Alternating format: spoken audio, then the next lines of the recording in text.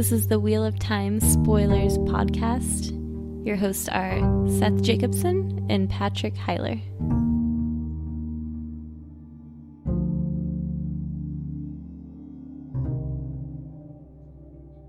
This is Chapter 32, Four Kings in Shadow.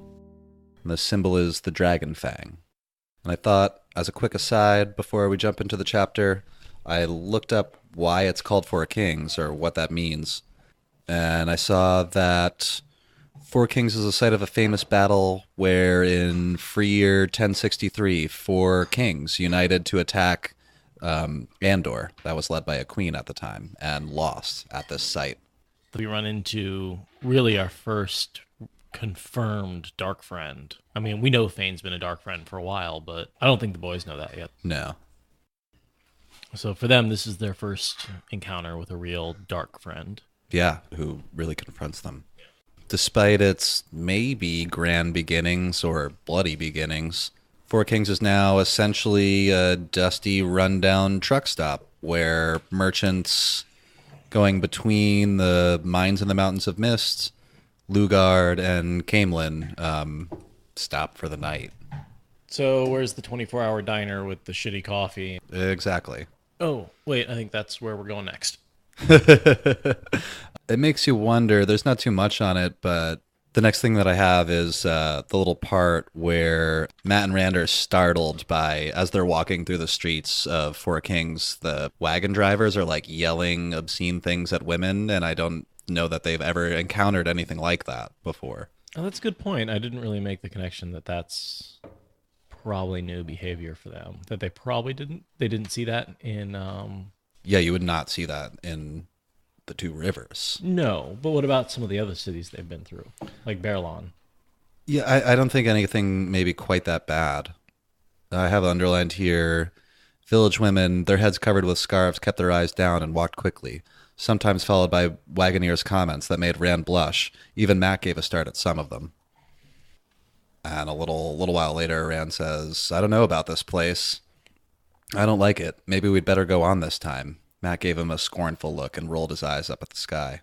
And sleep under a hedge tonight? Well, because they check out the first three inns. Yeah. And they have someone playing music at them. And Yeah. they're full. So they're like, their pitch isn't going to work because they don't really need another musician. Yeah, the first three already have musicians. And so here they stop at the Dancing Cartman, which is not a South Park reference. Which is what I always think of when I read it. It's actually a man who drives a cart. Yeah. You know, it's about these guys getting off their wagons and having a good time and dancing. Right. But the fourth inn, the Dancing Cartman, stood silent, as opposed to the first three, which seemed like bustling, decent places. Yeah. People are avoiding this place. After reading the description, I kind of understand. First of all, it's got a skinny innkeeper. Yeah. I definitely highlighted that because I don't know if that's a trope throughout the rest of the book. I think it is. There may be an exception or two, but it's pretty consistent. Just a quick description. A bony man with long stringy hair to his shoulders turned to scowl at them as they came through the door. The first slow peal of thunder rumbled across Four Kings. So there's a storm coming. Yeah, and I noticed that Jordan notes that quite a few times throughout the chapter, that there's a storm rumbling. He was the first skinny innkeeper Rand had ever seen. Come on, the first one, really? Yeah, I don't know. I guess there weren't that many inns, and he only saw a couple inns in Berlon, and he's mostly just been on the road. Yeah. And there's a lot more description, but he's like clearly this really villainous looking character with like stringy long hair and a grubby apron. And the inn is just dirty, and everyone's moving around just doing busy work. You know, like when you're at the job that you really don't give a shit about, and you just want you want it to look like you're working, but you're not actually doing anything. Right. That's what I imagine everyone there is doing. Because there's what did they say? One customer per barmaid? Yeah, something like that. When you have more patrons than customers, you're not making any money. Yeah, Hake is just such a villain. He at first says he already has a musician, and one of the barmaids says, "You have a drunk." Haven't seen him in 2 days. without taking his eyes off Rand and Matt, he casually backhanded her across the face, and she falls over. Yeah, I mean, it's a good way for the author to signal this guy's an asshole. Just casual abuse. Backhanded, casual assholery. I don't really have much on it, but it just made me wonder about the place and, like, why would they stay? And then I sort of thought maybe, like, this is our first example of what I want to call, if it makes any sense, like industrial poverty, where, you know, maybe the people in Two Rivers, say, don't have a lot, but they have land and good food and so relative kind of freedom. These people don't have the freedom that owning a big piece of land gives you. All they have are, you know, these labor jobs. So they're sort of tied to the place in a way that we understand, but Rand and Matt might not really have a good idea of what that's like. But it does seem like they could be more prosperous if they just took care of the place. Yeah, it does. You know, it seems like there's a little bit of neglect and maybe some... Yeah, especially since you research the history, it makes me wonder, like, if there isn't something about the place that sort of makes everyone feel bad. Maybe if it's a little bit of, like, the Dark One touching the world, or I don't have a good... Me neither, but that's sort of, my mind went there. I don't have anything else for it, but... I think it's where, I think there's a lot of dark friends.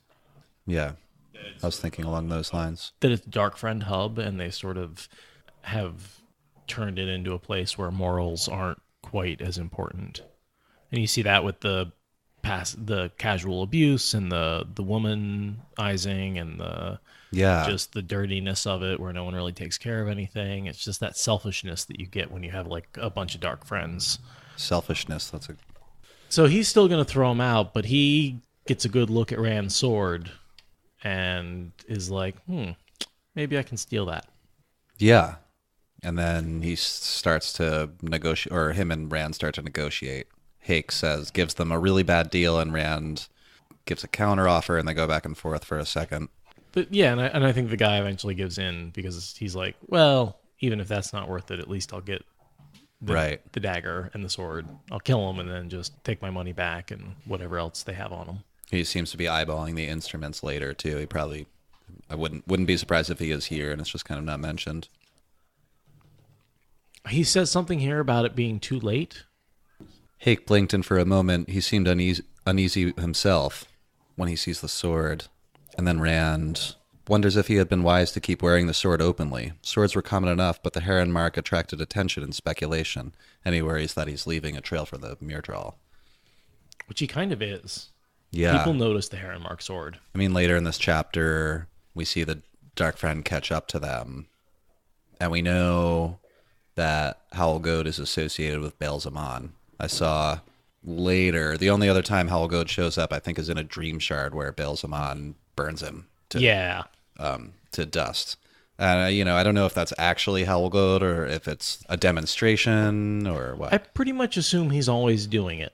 Whenever I don't think Ishmael bothers that much with illusion. You know, it probably is him, because now I'm thinking at the end of this chapter, all the dark friends are dead. Like, the Howal Gode's followers are all dead, but Howal Gode is still alive.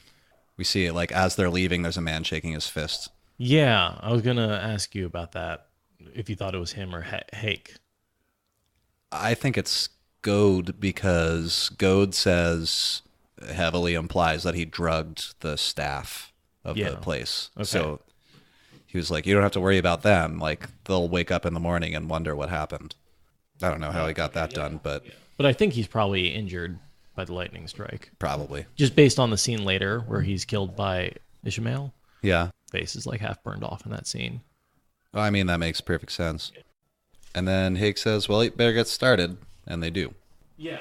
And he smiles at them because he smiles at he keeps smiling at the sword because he's like, yeah. Clearly looking at the wrong thing while smiling. Yeah. This creepy way. And the inn quickly fills up with people wanting to listen to the music and watch the juggling as the storm gets nastier and nastier. And I feel like I want to say again that Jordan really drives that home, that this storm is in the background the whole time. And that is one of the only reasons they are staying, too. They're like, we would get the hell out of here if it wasn't for that storm. When Rand says, I don't know about this place, Matt says, what, and sleep under a hedge again? And he says, like, under that or something like that. And he gestures at the storm front rolling in. And that could make you miserable for days or even kill you if you get cold enough. Or just, if you ever walked a mile in wet jeans, yeah.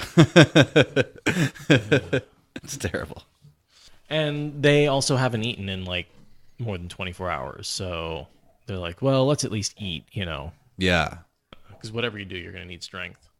We've got the entrance of one guy who's a little bit different. And this is Howal Gode, our first dark friend.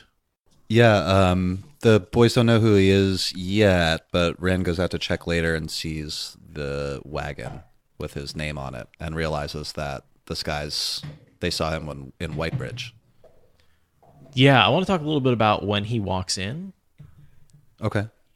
One man was different, though. He stood out in every way among the crowd in the dancing cartman. Merchants apparently had no use for the rundown inn. There were not even any private dining rooms for them as far as he could make out. I'm skipping a little bit. Mm-hmm. He came in well after dark, shaking the rain off his cloak as he looked around, a twist of distaste on his mouth. He scanned the room once, already turning to go, then suddenly gave a start at nothing Rand could see and sat down at a table Jack and Strom had just emptied. So it's that start that I wanted to talk about. What do you think he starts at? Well, I know from dialogue later that Howal Gode, he's pretty clearly a channeler. I don't think so. You don't think so? No.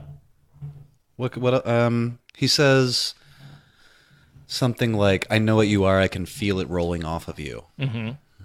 But that's all that you get. And he says, like, you must be dreadlords that the Dark One wants, which is like kind of sort of half true.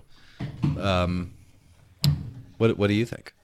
So later, Moraine says, I'm surprised you didn't encounter more dark friends because they would have been drawn to the evil of the dagger like magnets. Oh. So if they are far enough into the shadow, they will feel the evil of the dagger coming off you in waves. I'm not sure she says in waves, but I threw that in there because that's exactly what's happening here.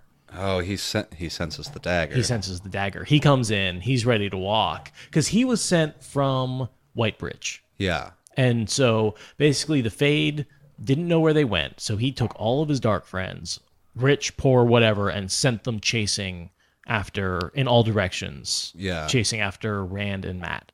He doesn't really know what he's looking for, but he just knows he's looking for something. And so he's like checking every single inn, looks around, nobody there, goes to walk out, and suddenly he feels this evil presence. And he's like, a kindred spirit. This is what I'm looking for. Now, I mean, this is an aside, but is that something that dark friends can do with other dark friends? Can they feel each other? No. That's why he thinks that you must be like a dreadlord or something. He's like, I don't, you must, dreadlord is just like the worst thing he can possibly come up with. Okay. But so deep in the shadow, basically, that he can actually feel it. He can actually feel the evil and is drawn to the evil of the dagger. That makes sense. So he doesn't exactly know what he's feeling, but he knows it's bad. And so he assumes that's why he calls them brother. Yeah, see, I thought he was just being cute. Nope. Oh, good catch. And they don't know what's going on yet. No. Like I have highlighted, Ren murmured to Matt as they were changing places again, and Matt nodded. I saw him, he muttered. Who is he? I keep thinking I know him. The same thought occurred to Rand, tickling the back of his memory, but he could not bring it forward. Yet he was sure that face was one he had never seen before, which is a little weird. And at first I started underlining it until I realized who Howal Gode was, because I was like, well, who is this guy? I think they may have seen him in Whitebridge. Rand and Matt noticed him staring them down. And so I guess the night winds down. Yeah, I just have the barmaids talking about Howal Gode and like how he arrived with his horses blowing and sweating. So he had like ran there. Mm-hmm. So he was sent urgently, probably directly by a Myrddraal. Oh yeah, I assume the Fade that wounded Tom. Yeah. is the one who sent out all these dark friends. What I hear is he didn't even get to Four Kings till after nightfall, and his horse is blowing like they'd been pushed hard. Yeah, and then we talked about how Rand goes out and figures out that he's from Whitebridge and realizes that they've been followed. Yeah. And that somehow, he doesn't know how, but somehow Howal Gode knows they're who he's looking for. Oh, and I have this showing up again. Only one thing seemed to shake the velvet cloaked man's equilibrium, Rand's sword. Yeah, I think if you're planning on kidnapping somebody, a heron-marked sword is going to make you hesitate for a minute. Yeah. Even just have someone having a sword, Right. Any sword. Yeah. Decreases your chances a bit. We see in Rand's head, he kind of hopes that, thinks, if he believes I can live up to the heron mark, maybe he'll leave us alone. Then all we'll have to worry about is Hake and his bullies. So the tension's building, and there's a paragraph here I wanted to read, and I think it may be Rand embracing the source. Okay. Sour wine fumes and the stench of dirty, sweating bodies made his head swim, and the din of voices beat at him till his eyes blurred, and even the sound of his own flute scratched at his ears. The crash of thunder seemed to be inside his skull. Weariness hung on him like an iron weight. I mean, the crash of thunder inside his skull, how often is that used to describe, This just matches up with some of the more flowery, descriptive language of embracing the source. It's like this battle that's going on inside his head. These voices are beating at him. The flute is scratching his ears. His senses are really intensified. That happens when you embrace the source. Like he can hear everything a little too clearly. Yeah. So I think he's getting ready to channel here. He usually has strong thoughts immediately before embracing the source. And here he's just really stressed out. Yeah. Because he's talking about how it's a trap. Everybody's looking at him. There's no way out. The only thing that's keeping him from jumping me is he thinks I've got this heron-marked sword that I don't know how to use. Yeah, and he says, and then he thinks, and that was hardly a comforting thought. Sword or no sword, Gode kept watching and smiling at them. I mean, I think part of the reason he's smiling is he thinks they're friendly. Yeah, I think that's part of it. Mm-hmm. And Matt stares back, and Gode seems to respond kindly. Yeah, I think it's a little bit of just conspiratorial, yeah, you know what I'm talking about. Oh yeah, and raises an eyebrow. Uh-huh. And Rand says he doesn't know what that means, but it couldn't possibly be anything good. I think it's just, I think Howal Gode thinks he's signaling at another dark friend, yeah, I'm a dark friend, you're a dark friend. We know we're dark friends. Yeah. Yeah, I'll see you later. I'm a dark friend, you're a dark friend. Let's get together, man. Yeah. Shortly after, we see Rand and Matt escorted to their room, which they object to, but there's nothing they can do about it. Yeah, and let's be honest, this is not a room, this is a cell. Oh, right. It's a storage closet. Yeah, with iron bars on the windows. Right. Which are really thoroughly nailed shut. For the decrepit look of the rest of the place, it's really surprising how well those iron bars stay on there. I mean, you think it's the storeroom, so anything valuable is going to be in there. Oh, I guess so. He doesn't want anyone coming in through the window. Makes sense. But it's also a nicely convenient jail if you have someone you want to rob. Yeah. So they walk in, and the bouncers say, okay, good night, cupcake, or whatever, whatever it is, Oh, man, I'm just picturing every bad prison movie where the guard, more or less, makes a kissing sound at the prisoner before locking him up. And they quickly manage to, Rand finds some wood-splitting wedges, and they jam them underneath the door in hopes that it'll buy them some time, or, hopefully lock it. But yeah, I mean, just like you jam any wedge under a door. Yeah. To keep it from moving. You see those all the time, just to keep doors propped open and stuff. Yeah. Yeah. Yeah, like that. They're using it to keep them propped closed. So they try to wedge the door shut in an attempt to basically lock it, and then they find this old rusty bar, or crowbar, I think. And I really liked this part. Matt goes to just start prying and hammering at the thing, and Rand says, wait, they'll hear us if we start doing that. So they start timing their striking and prying against this thing to the beat of the thunder and lightning.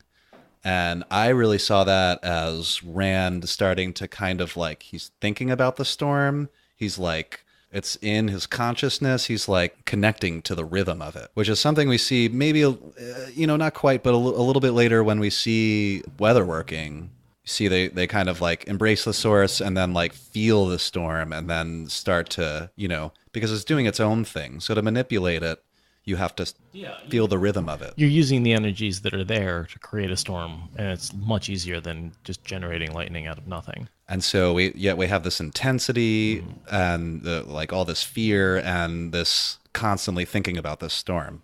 I think he's embraced the source, and so he's been holding the source this whole time. Yeah. Oh, yeah, I like that. I couldn't help but think of the Shawshank Redemption. Oh, yeah. Doesn't like the same thing happen? Exact same thing happens. Spoiler alert for the Shawshank Redemption, but which came out first? Gosh, I think Wheel of Time did. Yeah? Yeah, because Wheel of Time was 90s. The Eye of the World was In that case, 90. I am sure Shawshank Redemption ripped off the Wheel of Time. Absolutely. Must have. 100% believe it. But yeah, after he carves the hole in the wall, he crawls out that shit pipe to get out. Yeah. And to get into the pipe, he has to break open a rusted section. And so he gets a big rock, and he's basically straddling the pipe and then waiting for the thunder to come. And then every time it thunders, he just smacks the pipe. Oh, right. And then it finally breaks. Such a good movie. And then it sprays shit all over his face. And then he crawls through the pipe to get out.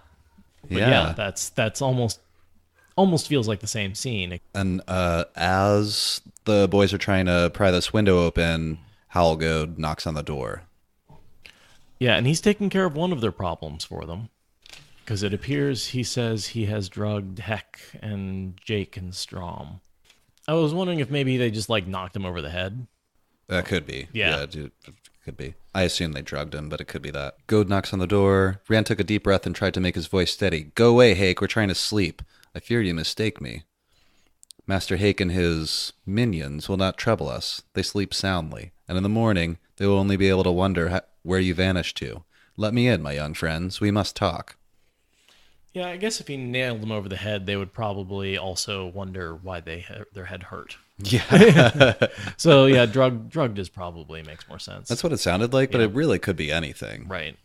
That he could just be lying also. He's True. a dark friend. Yeah.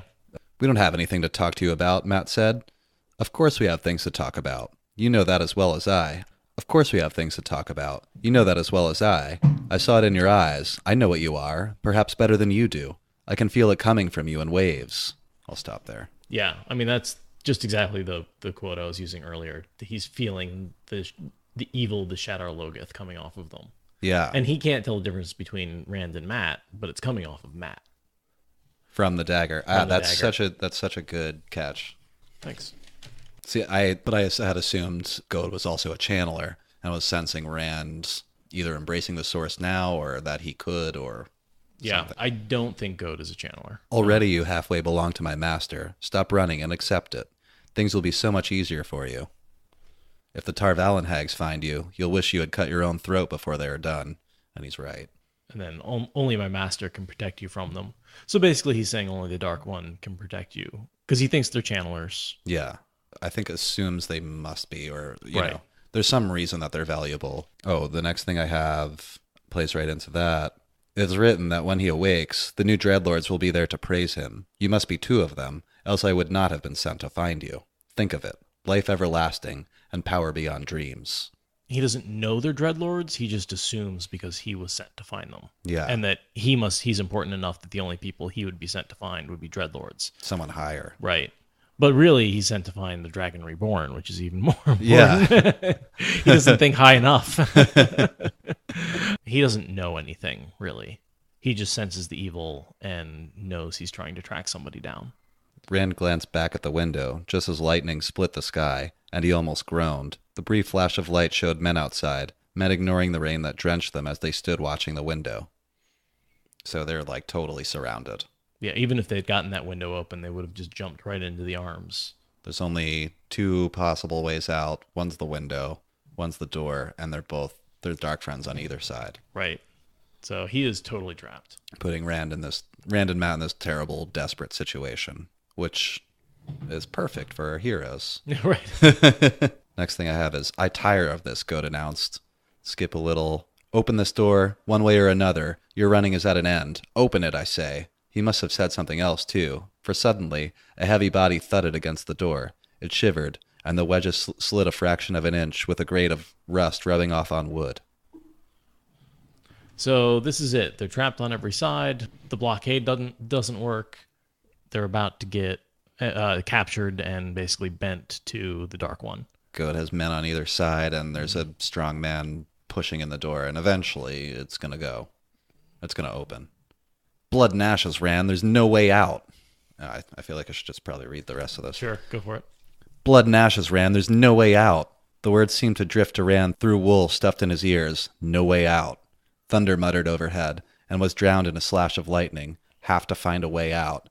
Gode called to them, demanding, appealing. The door slid another inch toward being opened. A way out. Light filled the room, flooding vision. The air roared and burned. Rand felt himself picked up and dashed against the wall. He slid down in a heap, ears ringing, and every hair on his body trying to stand on end. Dazed, he staggered to his feet. His knees wobbled, and he put a hand against the wall to steady himself. He looked around in amazement. He needs something more Yeah. than anything else he's ever needed. That's how Moraine often talks about how Wilder's first channel is needing something more than they've ever needed anything else, and he needs a way out. And I'm glad he pointed out the Trolloc thing, which is the second time Rand ever channeled the Trolloc, and the first time is Bella, when he wiped away Bella's fatigue. So this is time number 3. And looking back on it, when he channeled with the Trolloc, it was more like a gasp, scared moment, like a very instantaneous. And this, like, there's this slow build-up, and we see Rand do something much more powerful that really... Some living Aes Sedai probably couldn't even do this. Oh yeah, lightning is nothing to mess with. You blow a wall open, Yeah. and kill half a dozen or more men all at once. Whoever was outside, definitely. They're all, well, we'll get there. Yeah. Yeah, I kind of want to read the description of the room or what Sure, I have. go for it. All the barrels and crates, some blackened and smoldering, lay toppled where they had been hurled. The window, bars and all, and most of the wall, too, had vanished, leaving a splintered hole. The roof sagged, and tendrils of smoke fought the rain around the jagged edges of the opening. The door hung off its hinges, jammed in the doorframe at an angle, slanting into the hall. With a feeling of woozy unreality, he stood the lamp up. It seemed almost the most important thing in the world was making sure it did not break. And I thought that was interesting because Rand is dazed. I mean, he did get thrown against a wall, but also it made me wonder if this is the channeling sickness that's catching up with him immediately. I couldn't remember when the sickness really hits him after this, and I didn't consider that it hits him immediately. Yeah, it could be. Yeah. I'm not sure, but that could be it. We'll have to take the a beginning close of look at that in chapter 33, because that's when he'd be suffering from it. Yeah. And I also kind of thought it was interesting that, like, the next line of dialogue is him saying, "Matt, what just happened?" And he has no idea. Rand doesn't know that he just did that. Like most Wilders, he hasn't, admitted to himself that he's channeling. Yeah. Lightning, Rand. I was looking right at the window when it hit the bars. Lightning. I can't see worth... He broke off, squinting at the aslant door, and his voice went sharp. Where's Gode? Don't know. This probably doesn't mean anything, but Matt was blinded by the light. I don't know. It's like, was that on purpose? Maybe not. Probably not. I noticed this line too. Luck, the light zone. Yeah. That's the same thought. Like, I'm going with it. There's something to that. There's something to that. I don't know. I'll read some of this. Let's go while we can, Rand said. Hastily helping separate their belongings from the rubble, he grabbed Matt's arm and half pulled, half guided his friend through the gaping hole into the night. As the first rain hit Rand's face, lightning forked above the inn, and no, Matt can't see very well. And he came to a convulsive stop. Gode's men were still there, lying with their feet toward the opening. Pelted by the rain, their open eyes stared at the sky. What is it? Matt asked. Blood and ashes. I can hardly see my own bloody hand. Nothing, Rand said. Just the lightning. I never really noticed that Rand lies about killing those people. Yeah. Because he just hits him with lightning. And he knows that Matt can't see. Right. I think it makes sense that he wouldn't want to talk about it. You don't want to be the one to say, oh, we're surrounded by dead bodies. Right. No big deal. And it makes sense that Howal Gode would survive because the lightning struck outside. Yeah. And both Rand and Matt survived, and Howal Gode was further away from the lightning.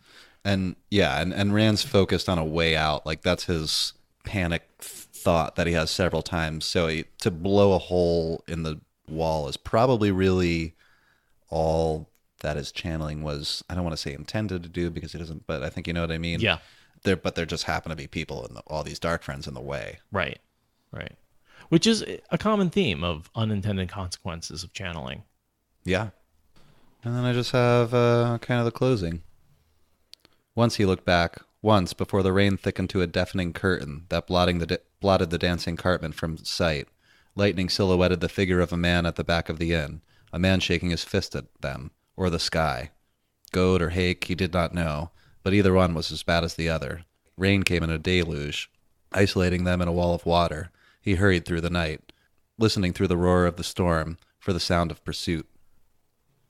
I love the closings of all these chapters. Yeah, they're really good. I never meant to make this a thing, but I almost always read at least the last couple sentences, sometimes the last paragraph. Yeah, it's a good way to end a episode. He closes them really well. Mm-hmm. A lot of times they're the most poetic part of the whole chapter. So my only question was, is that Hake or Gode? But I think we decided it's Gode. Yeah, I'm pretty sure it's Gode. Yeah. If Hake is drugged or knocked out. I mean, it could be Hake. Mm. I don't really have any evidence. I just know that Gode is alive. But I could see, even if Haig was, maybe a little unconscious, lightning blowing up his inn may have woken him up. Right. And he'd be, standing at the edge of the rubble, shaking his fist at the people running away from the, destroyed ruins of his inn. Yeah. I could come up with a scenario where it would be either one. And I wonder why he leaves it in question. Yeah, I don't know. I assumed it was Gode because I know that we see him later, but we also see him later, I'm pretty sure, in Teleran Riyadh or a Dream Shard. So that's not necessarily real, but I can't say. It could be his dead soul. Right, yeah. He could have died here and the Dark One resurrected him just so Baelzemot could torture him for failing. It sounds like something they'd do. Totally. And show that to Rand because, hey, you escaped from this guy. Here's what he suffers when you win. Yeah, here's what happens when you win. That's totally a Baelzemot move. Oh, yeah. Yeah, just trying to get inside Rand's head, mess with it. You can't, even when you win, you lose.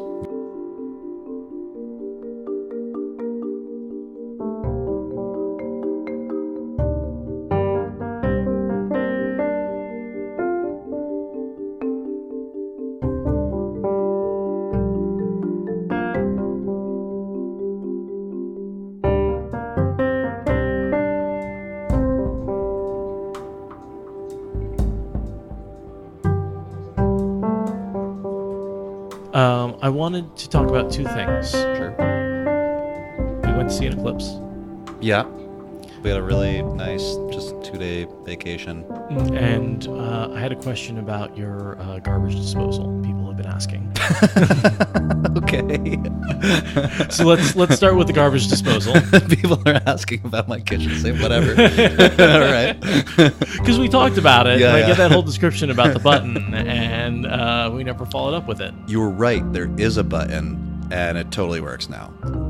I don't think I ever followed up with you, but okay, well... I just threw my hands into the air. I unplugged the thing, because there's a plug underneath the... you open the cabinet doors, got underneath, cleared all the shit out, got underneath, unplugged it, because I'm paranoid, and then I shoved my hand down there and, really rooted around... Or I'm telling this story wrong. I hit the button, tried it, and it did the same thing, or just and it didn't, do anything. It's all right... So I unplugged it, shoved my hand down in there, and I found some little pieces of what I think were actually I don't know how to describe it, like the fake stones. I have a ton of houseplants. Oh. And like I probably, you water the plants, and I have like the drain catches underneath, which is actually a thing in my lease. I have to have that. I thought that was sort of weird, but whatever. I have them. And so sometimes dirt gets in there, and I like rinse them out because they get like gross looking after a while. And I think some stones fell in there, as well as whatever stopped it, or that piece of the olive oil pourry thing. Yeah. I don't know what you call that. And then I did it again, and it started working. Nice. Saved my ass. Yeah, cool. A couple $100 probably. Well, if any decent plumber would have come out and looked at it and just done the same thing, but he would have charged you $100 to do it. Yeah, I was starting to like stare at it and be like, could I take this thing apart and clean it and put it back together? Maybe. But if I screw it up, I have to buy a whole new thing and get something similar enough so that my landlord doesn't notice. And for the record, guys, I could call my landlord for this kind of stuff, but I have a thing against, I avoid all contact.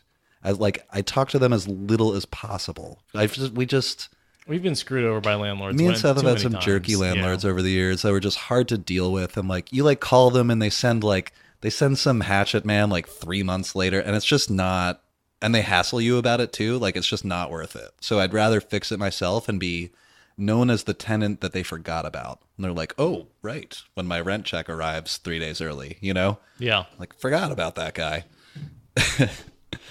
So that's why I was trying to avoid. Yeah, I mean, if you can just push a button and it fixes it, clean it out and push a button, that's I would have better. had no idea, but there is a reset button at the bottom of the thing. Yeah, PSA, pretty much all garbage disposals have that. If they get stuck, they pop a fuse. That's so funny that people are worried about my sink. Yeah. I just had a question that someone was like, I have to know. Did it work? Yeah, it did. Okay, cool. And then I just wanted to talk about how awesome it was to go on that trip to see the freaking eclipse. So we got down to totality. Oh, yeah. I feel like I should also say if you've been listening this whole time, you probably know that Seth and I are both pretty avid cyclists. We like bike to work and around the city. Only way to get around that makes sense. Seth and his lady, Jessica. Whose voice you hear in the beginning and the end of each podcast. Yeah, that's Seth's girlfriend. Me and this girl I've been seeing all rode down. We all ride bikes. All rode down there and like with saddlebags, and that's the first like bike toury thing I've ever done. So it was really fun.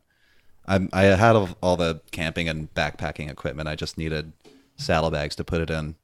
It was kind of funny because like you probably had the best equipment, even though you were the first time you were doing this. My tattoo artist lent me her saddlebags, which she has like really the top of the line stuff. Yeah, and then you have top of the line camping gear. Yeah, from all your I just didn't have all the camping. I have a nice bike, but I don't have like a lot of the equipment to go with it. It was a cool setup. So we did about 36 miles down. Yeah. We got up at we met mega early. We met at 5 a.m. under the Hawthorne Bridge, and just did about a 3.5 4 hour ride down to Wooden Shoe Tulip Farm. Yeah, which is a cool place. If you guys are ever in the area they have like a flower festival. I'm not sure which time of the year, but I'd suggest it. It was a nice place to hang around. We came in right before the eclipse, sort of last minute, and then we stayed that night. So there was almost everybody else had left right after the eclipse. We watched the eclipse and people literally just started packing their stuff up like before the event was even done. Yeah, like half the people were gone before the pulling out. Yeah, we're like, where the hell and it was are people going? Us and I don't know, a few dozen other people in this huge I don't even know how to say how big it was. Many acres, tens more than that. Maybe like a 10-acre field. Yeah, and it was pretty full when we got there, but there was a few dozen people left after, and that's the night that we stayed, so it was kind of quiet, fun. Lady made us a pizza. Yeah, I bought a glow-in-the-dark Frisbee kind of last minute as I was picking up a few things at the gear store, Next Adventure, near my apartment. Saw a glow-in-the-dark Frisbee, and I was like, oh, yeah, maybe we'll... And that ended up being a lot of fun. Yeah, we kept recharging it with our headlamps. Yeah. So it would fade out, and then we'd put our headlamps on it for a few seconds. Just have to stare at it for a while with the light on it. And then we'd turn all the lights off and just have you'd sort of shoot the frisbee at people's voices. Yeah, we had to just yell out to each other, and then you'd aim for the sound. We ended up doing pretty good. Yeah. It was really fun, though. That was fun. And then we got up the next morning and had a lazy morning and biked back slowly, stopped and had breakfast. Yeah. And then I had to haul my breakfast back with us. I ate way too much for the rest of the ride. Oh, yeah, we stopped at that nice little cafe thing. I had corned beef hash that was pretty darn good. I forgot the name of it. Biscuits? Yeah, biscuits. Somewhere in between there in Portland. I don't know where we were exactly. There was a city. I don't remember the name of it. C? Something with a C? Something with a C. I don't know. Small town, but we rode like a few miles from the farm to where we just Googled breakfast restaurants in our area and tried to find something. And it was really good. Yeah, it was great. Yeah. It's really refreshing. I kind of rode the nice vacation energy for a couple days. Yeah. Till this morning. Yeah, I was starting to feel a little twitchy at work today. But, it's work. But we should talk about the actual eclipse, which was awesome. And almost indescribable, which is why I think we sort of talked around it, because it's hard to put into words how awesome. We were talking about this before we started recording. Awe-inspiring is the best way I can describe it, but that really falls flat. I mean, awesome in the literal sense of the word, right? Yeah. It is something that is awe-inspiring. It was the eye of the Dark Lord floating in the sky, but you really feel it. It gets dark and cold, and then, the 360-degree sunset, because you're in a circle of darkness. Yeah, and there was red really on the cool. horizon. So it was like the sun was setting in every direction. Yeah. There's timber in the background. I don't know if the mics can pick that up, but yeah, it's just, and the aurora was just you think it's faked in the photos, but it is just that gorgeous. Do you mean halo. what do you call that? The Corona? The Corona. No, something. that's a beer. I thought that was a sun thing. Whatever.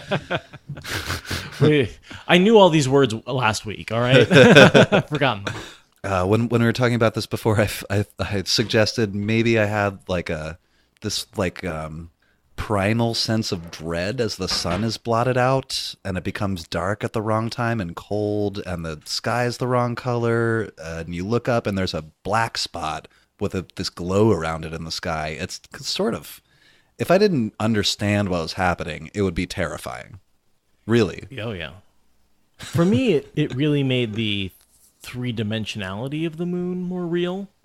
I could really see this 3D object moving in front of this other 3D object in the sky in a way that they've always sort of looked like flat circles to me before. Right, yeah. And now I could really see them as these spheres, which in and of itself is sort of a little mind-bending and terrifying. Yeah. I can see why ancient people recorded this stuff and talked about it and made stories about it. Because, like I said, if I understood what was going on, and then I still felt a little... I think everybody felt that. Unsettled. It was kind of... Again, I don't have the words. And the difference between 99% coverage and 100% coverage was literally the difference between night and day. Even with that 1% still sticking out, there was enough light to make it feel like day. Yeah. But once it was 100% covered, I did just want to bring it back to the Wheel of Time, because there's a great line in the Corinthian cycle about the last battle. And on that day, twice dawns the day when his blood is shed, once for mourning, once for birth. Red on black, the dragon's blood stains the rocks of Sheol Ghoul. In the pit of doom shall his blood free men from the shadow. Twice dawn the day. Twice dawn the day. I like that. Once for mourning, once for birth. There was a really nice sunset that night, too. And we got to see both sunrises. Because we were Yeah. up biking during the first sunrise, and then we got to see a second sunrise Good point. after the moon passed in front of the sun. So, twice dawns the day. I just want to say, if you ever have a chance to see a solar eclipse, Totally worth it. totally worth it. And Especially the total. the total The eclipse. 100% was. It's different. I keep Yeah. saying it was and just trailing off. I don't really know how to. Yeah, we don't have words for it, but it was different than the 99%. Yeah. Just a very different experience. So if you can get to totality, Even just to like drive there and watch it and turn around and go back. Those 2 minutes were worth it. Every second. Oh man, Houston's about to get washed off the face of the earth. What? Why? There's a hurricane hovering over top of it. Oh, I saw a little bit of news about the hurricane, but I haven't. Keep an eye out. It's Read gonna be a big deal. I'll see you later. I'm a dark friend. You're a dark friend. Let's get together, man. Thank you for listening to the Wheel of Time Spoilers podcast. Rate us in the Apple Podcast app or support us on Patreon. Is that good enough?